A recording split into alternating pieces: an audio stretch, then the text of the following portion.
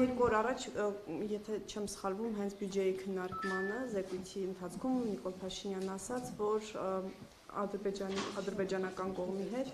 գրեթե ամենօրյա ռեժիմով արդեն կապ կա, քննարկումներ անդադար։ Ես կխնդրեի մանրամասնել, պարոն Հարությունյան, կոնկրետ ինչ օրակարգով են այս փուլում ադրբեջանական կողմի հետ այդ ինտենսիվ շփումները։ Ինտենսիվ շփումները բոլոր հարցերի շուրջ են եւ ես չգիտեմ կոնկրետ ինչ խոսակցություն է եղել այդ զեկույցի ժամանակ վարչապետի ընդհանուր դրանք վերաբերում են շատ տարբեր հարցերի, ասենք օրինակ սահմանազատման, սահմանագծման օրակարգով պարոն Գրիգորյանն է իր ուղղությամբ աշխատում, արտաքին գործերի նախարարությունը համապատասխան իրենց օրակարգով աշխատում, անվտանգության խորհուրդը եւ Արմեն Գրիգորյանը իր գործընկերոջ հետ է աշխատում, գնեն հումանիտար հարցեր, մնացած բոլոր հարցերը, օրակարգները, երբ որ արդյունքները լինում է, մենք դրա մասին խոսում ենք եւ կարծում եմ, որ այն տեմպը, որ կա Հայաստան-Ադրբեջան գործընթացում, հարաբերություններում վատը չէ, օրինակ Ադրբեջանի կողմից իր մասով, օրինակ հայկական բեռների տեղափոխման, շրջափակման արգելքի հանումը։ Պարոն Հարությունյան, իսկ ամենօրյա ռեժիմով քննարկումների ժամանակ արդյոք այդ ցավոտ հարցերը քննարկվում են, օրինակ այսպես կոչված Զանգեզուրի միջանցքը, Արևմտյան Ադրբեջանի թեման, թեմայից չհոգնեցիք դուք ընդհանրապես։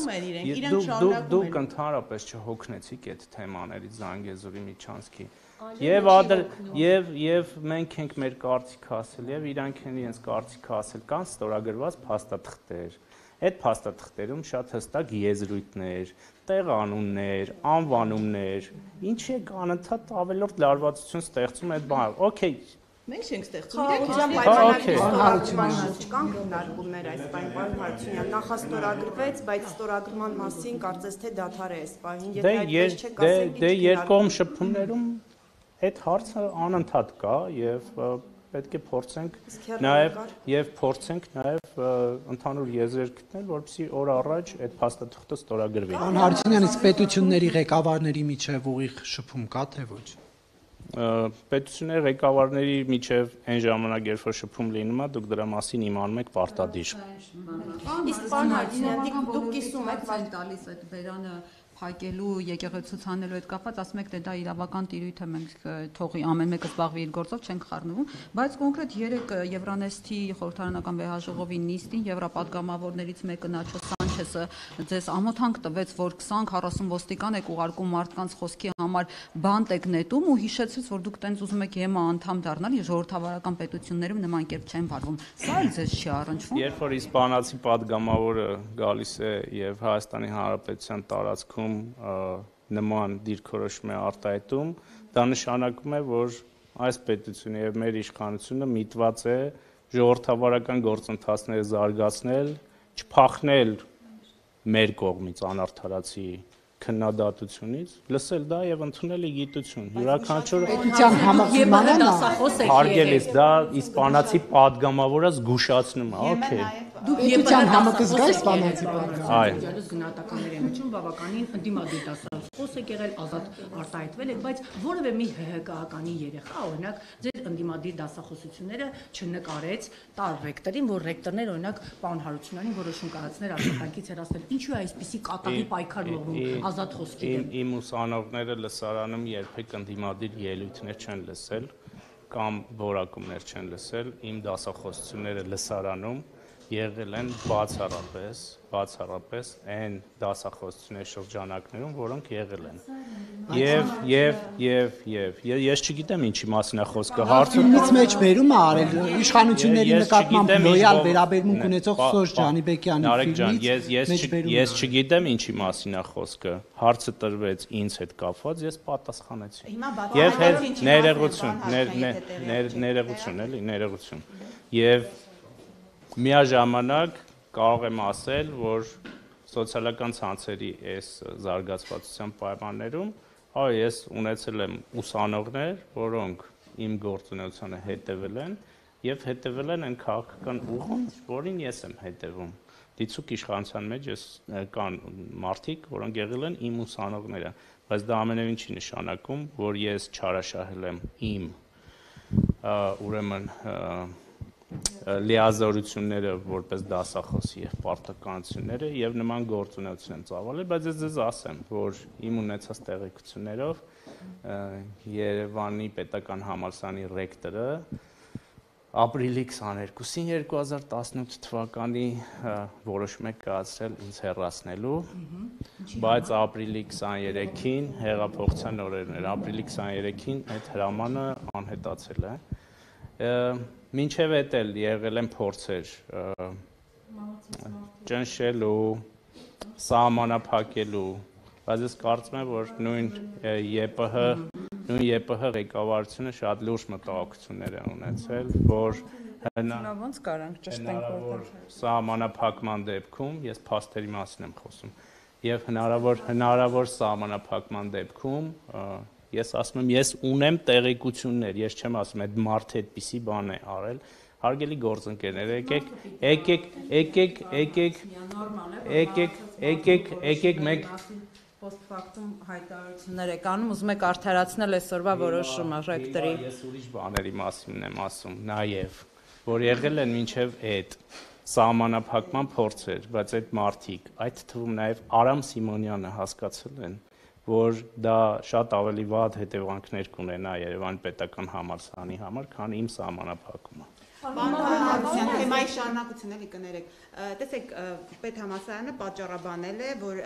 դասախոսը ազատվել է աշխատանքից իր պահվածքի համար եւ արդեն բացահայտվել է դասախոսը։ Ես քանի որ թեմային ծանոթ չեմ։ Եվ քանի որ շատ հաճախ լրագրողները հարց տալուց իրականությունը խեղաթյուրում են եւ փաստը չեն ներկայացնում այնպիսին, ինչպիսին կա, ես զերծ կմնամ մինչև թեմայի ուսումնասիրությունը այդ հարցին պատասխանեմ։ Ես պարզապես այդ օրինակով Ես պատասխանեցի Հայկական եկեղեցու հետևորդ եք։ Այո։ Կնքվել եք եկեղեցում 91 թվականին, երբ որ ձեզանից ոչ մեկ երևի կնքված չի եղել։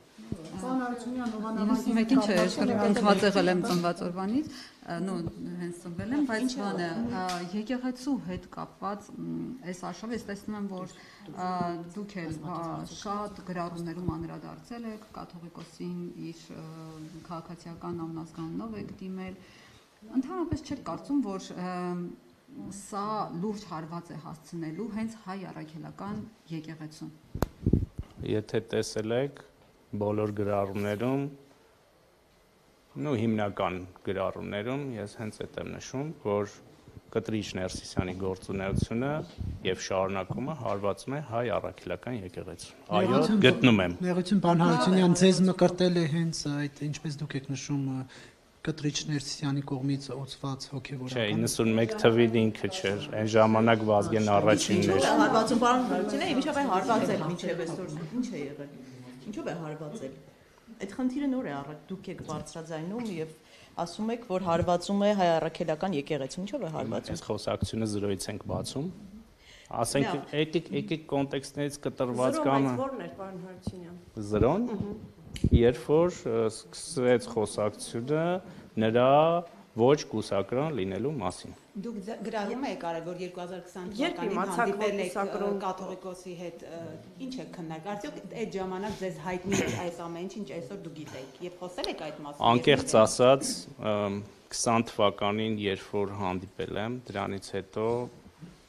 էլ չեմ ուզել հանդիպել, որովհետեւ շատ վատ տպավորություն եմ ստացել։ Ասեմ։ Ուրեմն ես գնացել եմ, ընդ որում ես չէի ուզում գնալ, այդ ժամանակ հիշում եք հայոց պատմություն, այն ժամանակ հայոց պատմություն եւ հայ եկեղեցու պատմություն թեմաների շուրջ կար լարվածություն, ես ասում էի, որ մենք չենք կարող ունենալ առանձին հայոց պատմություն եւ առանձին հայ եկեղեցու պատմություն, որովհետեւ դա ընդհանուր պատմություն է։ Իրենք ասում են, չէ, որ դուք հայ եկեղեցու դեմ արշավ եք անում, փակում եք հայ եկեղեցու պատմությունը եւ այլն։ Եվ իմ գործընկերներից մի քանիսը այդպես ասում են, գուցե մի հատ զրուցեք, հասկանաք ինչ է խնդիրները։ եւ այդ զրույցի ընթացքում ըստ էության այդ թեմայի շուրջ շատ խոսակցություն չեղավ եւ հնչում էին մեղադրանքներ, թե ես ինչով եմ վնասում եկեղեցուն։ Ասացի մի օրինակ կարող եք բերել։ Ասեց այո, կարող եմ բերել,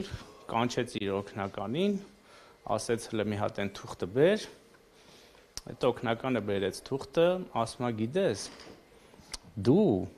կազմակերպել ես մի միջոցառում, որի ընթացքում կրնակիտ, այսինքն մեջքին, նստացրել ես մի կարգալույծ քահանայի։ Ասում եմ եղա քեզ